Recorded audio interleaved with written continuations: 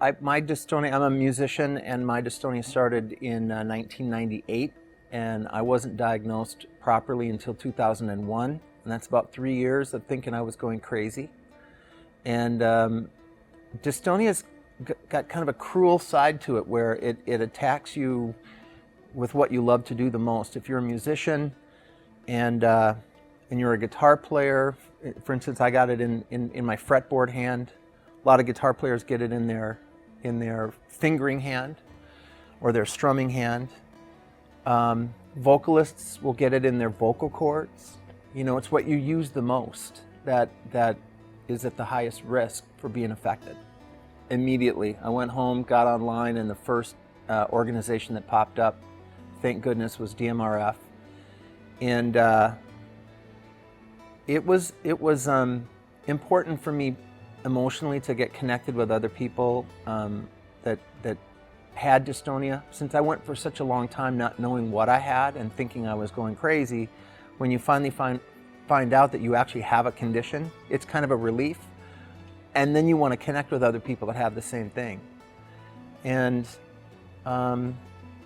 musicians are in a unique position to bring attention to dystonia as a general field.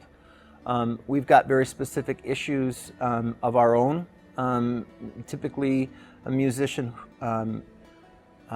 develops this in their mid-30s is a very common onset. So you're well into your career, you've dedicated your life to your craft and your art, and then you find it slipping away.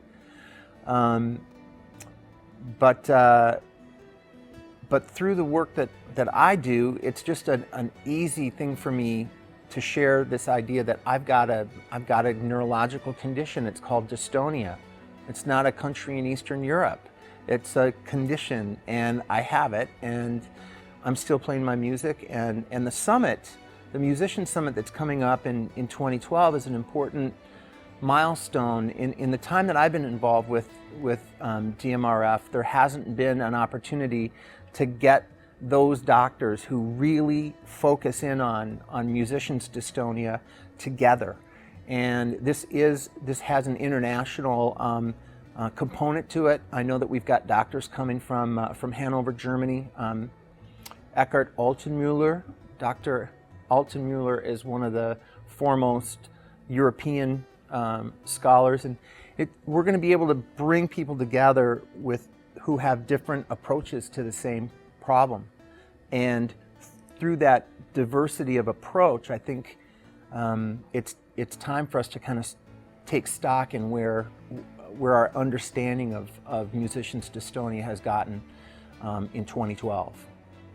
Well, the initial period when you finally have a name to give, when you finally identified what it is that you've been battling and fighting, it was really important for me to have something to call it, and something, some way of kind of concepting it in my mind. But I'll tell you, the relief didn't last very long of knowing what it was, because you find out, gee, there aren't really any therapies for this. No one's ever really cured it before. And a sense of hopelessness kind of sets in. And my symptoms continued to get worse and worse over the next several years, to the point where by 2003 I had to just completely quit playing. And that's a pretty big loss. And it's especially cruel on musicians, because typically if a musician gets a little down or they get depressed, you know what they like to do? They like to play their music. It makes them feel better. That's one of the reasons, I got into playing music in the first place. It was kind of like my own therapy for myself. And to lose that is to lose something really profound in your life. And even though I walked down the street, you'd never know that I had dystonia. It impacted my life as dramatically, I think, as it affects a lot of the people here at the symposium. Once you get over that initial period of being shocked or discouraged about the fact that you've got this quote-unquote, I like to call it a yet-to-be-cured disorder. I think you can start to focus in on ways that you can adapt, and that's what my story, my approach to dealing with my dystonia has really been all about adaptation and thinking about what are the things that I can still do. Leon Fleischer, who's a really famous solo pianist, spent years playing one-handed pieces where he played with just his one hand. He would get out on stage and just not even use the other hand. He kept playing music. He conducted. There's still ways as a musician that you can find, I think, to stay connected to why you got into music in the first place. That was my challenge. I had to reconnect with why I wanted to be a musician, and then just kind of chart a course for how to get back to doing it. And in my case, I was, faced with the unlikely challenge of flipping my instrument over and retraining myself to play guitar as a lefty, as a southpaw.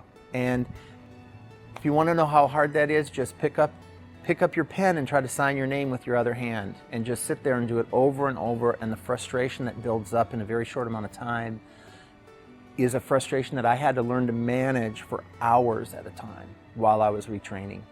And you can do it. You can. It's not easy, but in my case, if tell you what, I'm not sure how it happened, but one of the worst things that ever happened to me, dystonia, has turned into one of the best things that ever happened to me. And I don't know how I can make that true for anyone else, but if it can be true for me, it can be true for anyone else. You've got to, it's a lot about your attitude and how you come at things. And so this idea that musicians are going to get together in New York in March 9th and 10th of 2012, along with all sort of the superstars of the scientific side of dystonia research, I think it's just an incredibly fantastic opportunity. I know that we're just starting to get the word out there about the summit. I'm excited that it would get potentially advertised very well at the university School of Music level, because I think I went to a very highly respected School of Music, graduated with honors, and never heard a thing about dystonia or musicians, risks to our physical health, including dystonia. There just was never any talk about it. So I think we're kind of turning the page. We're bringing it out into the light now, because musicians tend to hide this problem because it's so humiliating, it's so embarrassing. You can hear it in our playing, and so musicians tend to hide. And this is all about kind of bringing this whole thing out into the light. And I think that's a powerful moment that I hope people will want to be part of. Okay, mark your calendars, March 9th and 10th. The Musicians Summit, which is being sponsored by the Dystonia Medical Research Foundation, is happening in New York. Be sure to check the DMRF website for further information. We want you there. We hope you can make it, and I'll be there, so I'll be looking for you. See you there.